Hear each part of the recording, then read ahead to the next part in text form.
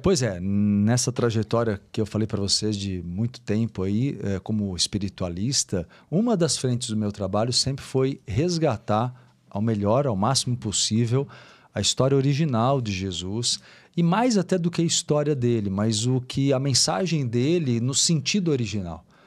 Eu sempre tive muita dúvida sobre essa visão católica e a visão evangélica das igrejas cristãs, né, como você citou.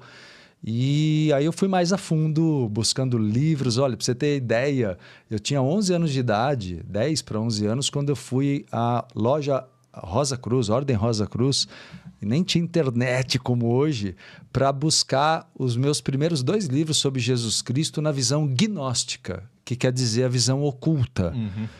E daí eu fui construindo aos poucos, né, buscando literatura diversa, especialmente dentro do ocultismo, né? E depois começou a surgir também muito material de evangelhos apócrifos, que são os evangelhos que não foram publicados no passado pela igreja, excluídos, exato, né? Totalmente desacreditados de propósito. Mas, enfim, Jesus Cristo, para mim, eu tenho clareza que ele é um grande sábio e um avatar. Avatar, para quem não sabe, é um enviado do plano espiritual. Avatar é um conceito da espiritualidade que fala sobre alguém que não precisaria reencarnar, mas reencarna para alavancar a evolução humana. Então, ele é um acelerador evolutivo, né? E Jesus era essênio. Então, assim, os essênios eram reencarnacionistas, né? Jesus era... Vou tentar resumir algumas ideias só para todo mundo ter noção desse Jesus gnóstico. Jesus, ele era chamado de Maha Yogi. Maha quer dizer o maior dos yogis.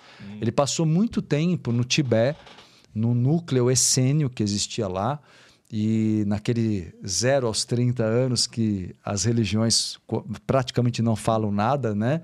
As religiões normalmente falam de uma passagem até 2 anos de idade, quando ele era perseguido por Herodes, e depois aos 12 anos no templo, conversando com os sábios, e depois nada mais. Aí só com 30 anos diante de João Batista no Rio Jordão.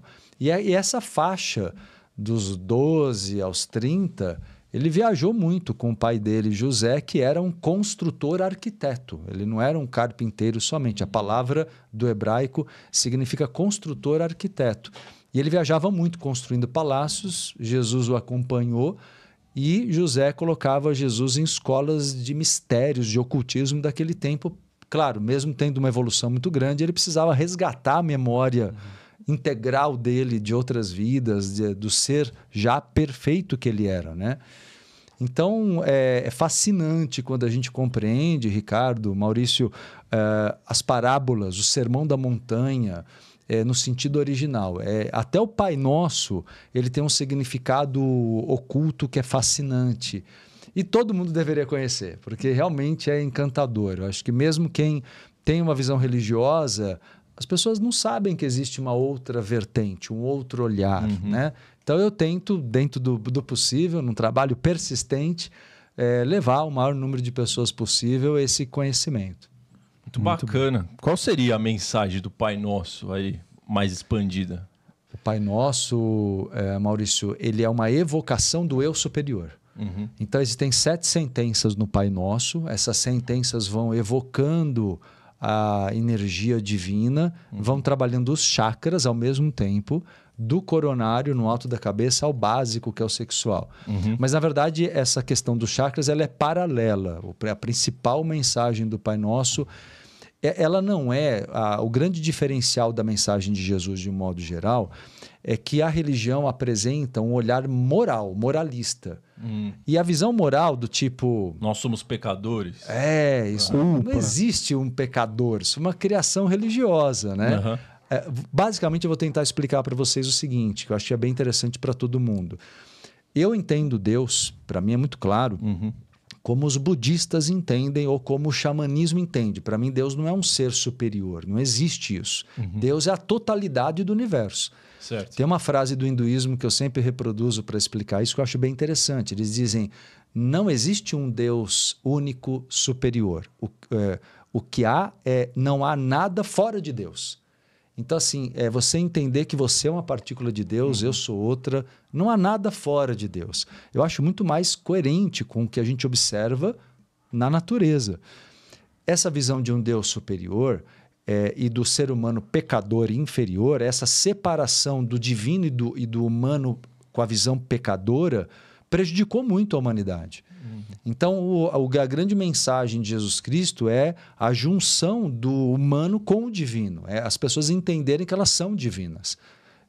Isso muda tudo, porque tira o poder do monopólio das religiões, né?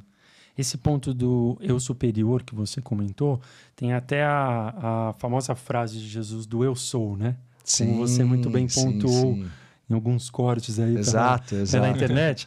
E eu sou católico, né? Eu era do grupo de jovens lá e tinha uma música famosa, né? Que a gente cantava que é Eu sou o caminho, a verdade e a vida, né? Sim. Essa frase, eu gostaria muito que você pudesse explicar para o pessoal os dois pontos de vista que existem nessa frase.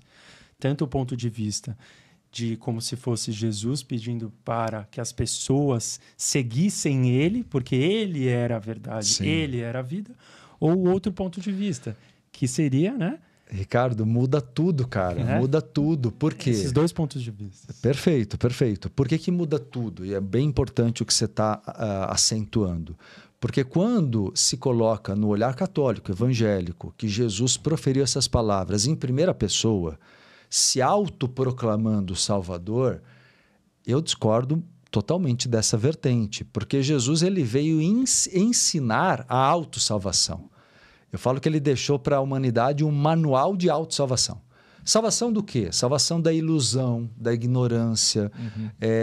Não uma salvação do inferno, nada disso, mas a salvação de uma condição de ilusão de que o ser humano, como eu disse, seria separado do divino. Então, na verdade, a frase eu sou é como um mantra que é reproduzido muito antes de Jesus, né? Existem registros do tempo egípcio até. É uma referência a uma evocação do eu divino. É uma forma de sincronização com o seu eu superior. O que é seu eu superior? Tua parte Deus, tua parte perfeita, tua centelha, que está desde o Big Bang, né? Existe como eu falei, não há nada fora de Deus. Então, na verdade, o eu sou, quando Jesus certamente proferiu essas palavras, é que houve distorções de tradução, mas ele deve ter dito algo como reproduzam isto, eu sou, ou seja, para todo mundo evocar, não para ele se colocar como Salvador, né? O eu sou é a conexão com o eu divino. Então isso muda o fato de que não existe salvação vinda de fora, não existe um ser que vá te salvar. Ou você busca isso dentro de você, e aliás é muito claro isso, quando a gente vê, por mais polêmico que seja, né? Você já puxou um assunto, vocês puxaram já um assunto de cara polêmico. Mas aqui, né, acho muito legal poder dar essa visão para as pessoas, né? Espiritualista, ocultista, né? Trazer à luz, né? O que antes só era presente no ocultismo. Mas a grande diferença é entender que se Jesus pudesse salvar alguém, 100% das pessoas no tempo dele teriam se tornado puras. Não existe, isso não aconteceu, porque existe livre-arbítrio. As pessoas vão construir a sua evolução, encarnação a encarnação, né, os seus processos kármicos, e aí sim, ele deixou um legado gigante em termos de valor para que as pessoas entendessem como superar as ilusões do ego. O ego é o eu inferior, tá? Ego ou eu inferior. Como é que você supera as ilusões do ego? E uma das primeiras coisas é você não se colocar como um pecador, entendeu? É o oposto disso. Então, o eu sou é uma evocação muito poderosa da essência divina. E quando você fecha os olhos e diz eu sou, né, cada um de nós, eu sou o caminho, eu sou a minha verdade, eu sou a vida. Eu compreendo que Deus está em mim. Não, né? Sensacional. E foi muito legal ver, quando a gente estava estudando, né, sobre o Marcelo, né, para trazer você aqui no Lean, receber você aqui no Lean, porque a vida inteira eu católico, e a maioria esmagadora das pessoas, eu vou te dizer, vou ser bem sincero, Marcelo, eu nunca tinha parado para pensar nesse ponto de vista dessa frase, eu sou. Pois é. Para mim tipo assim, eu também não era tinha. Jesus falando, eu sou. Exato. Vem até mim que eu vou te salvar. que é o que a maioria das pessoas falam, né? Então, mas o cristianismo, se me permite, né, a gente... Vamos lá. O cristianismo, até o cristianismo primitivo, que foi até os anos, primeiros 3 séculos, 300 e pouco, ele, na verdade, é totalmente reencarnacionista e ele fala sobre evolução íntima. Como eu disse, Jesus ele teve muita conexão com o Oriente. Ele traz muito da visão budista naquilo que ele ensina originalmente. Ou seja, é cada um que se ilumina. Não tem como a iluminação vir de fora. Então vem de dentro, né? Sempre vem de dentro, né? O problema é que a igreja foi construída nesse grande dogma. Então, negar esse dogma para eles é desconstruir o motivo da igreja existir. Não é? Mas Jesus Cristo nunca fundou uma igreja. Ele nunca, em nenhum momento, não há uma frase dele que fale sobre isso. Houve uma tentativa de induzir a ideia de que Pedro seria... primeira pedra. Realmente, ele falou para Pedro que Pedro era uma pedra fundamental do grupo. Mas ele nunca disse para Pedro que ele fundaria uma igreja, entendeu? Sim. E Jesus Cristo não era cristão, né? Também. Exato. Veio depois dele, né? Exato. Se for falar em religião, ele era judeu, entre aspas. Exato. Né? Mas nem isso ele era, porque ele respeitava o judaísmo, mas ele não professava o judaísmo. Os essênios, eles viviam até isolados da maior parte dos judeus. Eram judeus, eram muito pacíficos, eles eram muito dedicados à medicina daquela época, né? Chamados os grandes médicos daquele tempo. Maria era essênia, a mãe de Jesus. Então, Jesus ele teve um preparo muito grande em meio aos essênios, e os essênios faziam meditação em vários horários do dia, da noite, eram muito dedicados à meditação. Tanto que todo momento nos textos do Evangelho, quando se fala Jesus se retirou para orar, pode reescrever isso e colocar: Jesus se retirou para meditar. Total. Isso muda tudo já. Porque ele não foi pedir ao Pai como se o Pai fosse uma relação humana.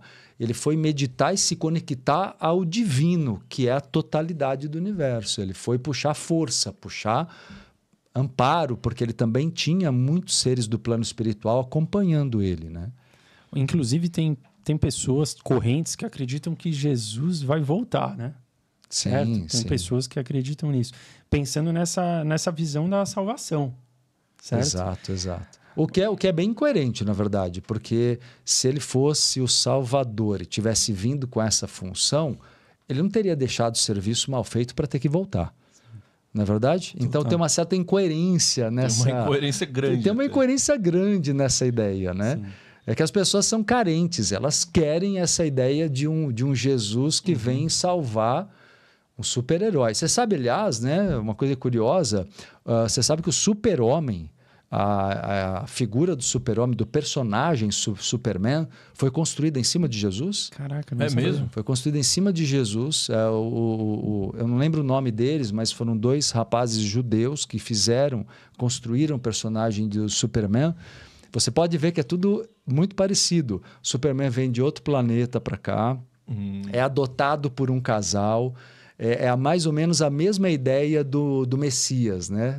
Ele vem para a Terra de um outro mundo, é adotado por um casal, que seria Maria e José, tem superpoderes, mas por muito tempo ninguém vê os superpoderes dele, como não viram, teoricamente, Jesus até os 30 anos. Então, quando você vai ver o paralelo da história, né? A ideia foi sempre colocar... O que eu quero dizer com isso? Ele salva os outros, né? Exato, salva, né? A América. Exato. Salva especialmente a América ou o mundo. Mas, na verdade, a ideia interessante disso é que justamente Jesus é o grande arquétipo do super-herói. E quando você coloca que alguém é capaz de salvar você se coloca impotente, incapaz. A única coisa que a igreja quer é que você se dedique aos rituais e às obrigações que eles estabelecem. Os dogmas. Os dogmas, então, para que você seja obediente. Então, transformar nós em rebanho, né? Exato. Resumiu é mais bem. fácil de controlar, né? Resumiu muito bem, Maurício. É isso aí. E você fala bastante tem a visão gnóstica, né? Tem a outra visão, que é... A visão católica, a visão evangélica, a visão cristã moderna, digamos, né? Agnóstica, porque a igreja, lá no começo, quando a gente fala daqueles primeiros 300 anos, a igreja ela tinha uma versão gnóstica. Entenda a igreja como uma coisa bem grupos ali, não era uma religião. Não era unificado. Não era unificado, tá? Então havia um cristianismo, vamos chamar um cristianismo gnóstico original, que procurava reproduzir aquilo que Jesus ensinava. E havia a visão que começa a existir, na verdade, com Constantino. Constantino era um imperador romano, e quando o Império Romano começa a entrar em decadência, ele vê uma oportunidade. É pegar o cristianismo que eles perseguiram, né? Por muito tempo, quando o cristianismo era gnóstico, ele foi perseguido. Chegou no dado momento que Constantino falou: eu vou adotar o cristianismo como religião oficial. Por politicagem, né? Politicagem. Tanto que a Igreja Católica, de uma certa maneira, ela é o resultado do Império Romano, né? Tanto que não é à toa que ela é a Igreja Católica Apostólica Romana. Né? Muito bom. E esse termo oculto, né? Isso me incomoda. Porque oculto, quando você fala oculto parece aquele negócio meio que precisa ser desmistificado, manja? Sim. E como na história da humanidade, depois de Cristo, em 2024 anos, né? Só 300, só uma pequena parcela de anos vivenciou esse que, ao meu ver e ao seu, é o cristianismo. Sim. Correto, digamos assim, né? Que tem as análises mais fundamentadas, né? Vamos dizer correto. Exato. Esse termo oculto, para mim, parece um pouco injusto. Então, o oculto, ele é um termo que coube na Idade Média, porque esse grupo foi perseguido, matavam as pessoas, queimavam os livros. A ideia era exterminar essa versão original. Então, o ocultismo se tornou uma necessidade de proteção. Hoje, a ideia, por exemplo, no meu trabalho, a espiritualidade é totalmente aberta. Eu não acho... esconder, né? Não, de forma nenhuma. É que a gente fala do ocultismo como ele se estabeleceu até não muito tempo atrás por uma necessidade de proteger o conhecimento. Hoje, com conhecimento disseminado na internet, não dá mais para se conter nada, né? Então, não tem mais por que o ocultismo persistir. Eu concordo que não é um termo que tenha sentido daqui para frente, ao meu ver. Mas na Idade Média ele ocupou um papel de preservação, né, desse conhecimento original. Né? Bacana. E Marcelo, eu queria que você falasse algumas falas de Jesus Cristo ou passagens bíblicas que te marcaram, assim, que tem um ensinamento por trás que você poderia passar para a gente. Assim. Cara, tem bastante coisa, bastante coisa. É difícil escolher algumas. Mas eu posso citar algumas coisas. Por exemplo, eu vou citar uma que não é muito comum. Tem uma fala de Jesus que ele diz assim, né? Sobre o profeta nunca é aceito na sua terra natal. E essa fala de Jesus, muita gente não entende o simbolismo disso. O que quer dizer? O profeta é uma referência a qualquer um de nós que seja capaz de vislumbrar o nosso próprio futuro evolutivo. Nós podemos alcançar um grau evolutivo, claro, muito maior. Então, é tudo muito simbólico. O que ele quer dizer com isso? Quando você alcança um grau evolutivo maior, por exemplo, você começa a ser realmente rejeitado pelas pessoas que te conheciam no tempo que você, digamos, tinha uma visão restrita. Isso é muito comum. Eu costumo trazer essa frase para mostrar para as pessoas uma coisa que eu chamo de deserto pessoal, que é uma fase da vida que quando você começa a mudar, crescer, evoluir, muda teus valores, muda tuas amizades às vezes, muda tanta coisa na vida que você começa a perceber que você tem que reconstruir tudo e você se sente só. Esse deserto pessoal, Jesus falava sobre isso nessa frase. Ele dizia, olha, a cidade natal tua significa as pessoas que te conheceram quando você não tinha ainda aberto os olhos. Mas é uma frase só que fala da introdução, do momento de introdução a uma vida espiritualizada, mais significativa, uma vida autoconsciente com a própria evolução, né? A gente pode pegar várias frases do Sermão da Montanha, que acho que o Sermão da Montanha é o texto principal, né? Principal, né? Tem uma frase até de Gandhi, Gandhi cita isso, ele fala: se todos os livros espirituais religiosos do mundo se perdessem, mas o Sermão da Montanha fosse preservado, nada se teria perdido. Você pode dar uma explicação sobre ele? Claro, posso. Vamos pegar algumas bem-aventuranças, né? O que é uma bem-aventurança? Jesus fala aí sobre justamente como equilibrar o eu superior e o ego. Então, quando ele diz assim, ó, bem-aventurados os pobres pelo espírito, ele está falando de empobrecer o ego e trazer a riqueza do eu superior, ser preenchido pelo eu superior. Então, nunca ele falou contra dinheiro. Pelo contrário, José tinha muito recurso. José, como eu falei, era um engenheiro construtor. Maria, os pais de Maria, os avós maternos, deram um grande dote, né, para o casamento de José e Maria. Nunca Jesus viveu na pobreza. Essa é uma ideia induzida pela religião para que as pessoas entendessem o dinheiro como pecaminoso e se desfizessem dele em favor da própria igreja, né? Mas quando ele fala, então, bem-aventurados os pobres pelo espírito, a distorsão, qual é? A religião coloca, abra mão do dinheiro. Não é nada disso. O sentido original, que era oculto no passado, é justamente empobreça o ego para que ele se enriqueça pelo eu superior, pelo lado divino. Manifeste o divino. Não aparte o ego do eu. Tem que coligar os dois lados. Aí ele diz uma outra frase, bem-aventurados, só para ter um parâmetro de distorção, tá? Que acho que é isso que vocês estão me perguntando, exato, acredito. Exato. Por exemplo, bem-aventurados os tristes, porque serão consolados. É uma frase estranha se você levar isso literalmente. Óbvio que ele não está falando para as pessoas serem tristes como a igreja nutriu por muitos séculos. A ideia de que a tristeza seria uma forma mais compenetrada ou respeitosa, né? Então, você vê que por séculos as pessoas não podiam celebrar, serem felizes, porque tudo dava uma conotação de uma busca do prazer, e o prazer era visto como pecado. Luxúria, né?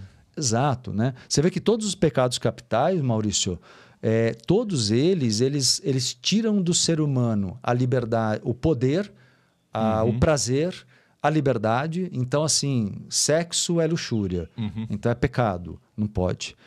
Dinheiro é ganância. Poder, se você quer ter sucesso, é soberba. Então você vê que tudo é classificado como pecaminoso. Mas voltando à frase do sermão, bem-aventurados os tristes porque serão consolados. Jesus está falando aí também do momento em que você abre mão das máscaras do ego e você passa por um processo de esvaziamento. A tristeza não é um sentimento ruim. A tristeza é um sentimento de libertação e esvaziamento para você poder se preencher pelo novo. Então, por exemplo, ele nunca nutriu a ideia da tristeza como um padrão para a vida, não é isso. O que ele dizia era sobre a tristeza enquanto um preparo, digamos, para que você recebesse um novo ciclo evolutivo na tua vida. Claro que eu estou tentando traduzir para vocês frases soltas, né? Tem todo o contexto e isso aqui demanda um pouco mais de tempo para poder pontuar mais detalhes, né? Mas todas as frases foram distorcidas. O Pai Nosso foi distorcido. Tudo que está ali é o que eu falo. Eles levam para um lado moral. E moral, as outras religiões já faziam isso. O judaísmo, do qual Jesus pertencia na sua origem, já falava de moralismo, de conduta moral, do tipo não roube, não mate. Isso vem de Moisés, né? Jesus não precisaria voltar para reproduzir mais do mesmo, né?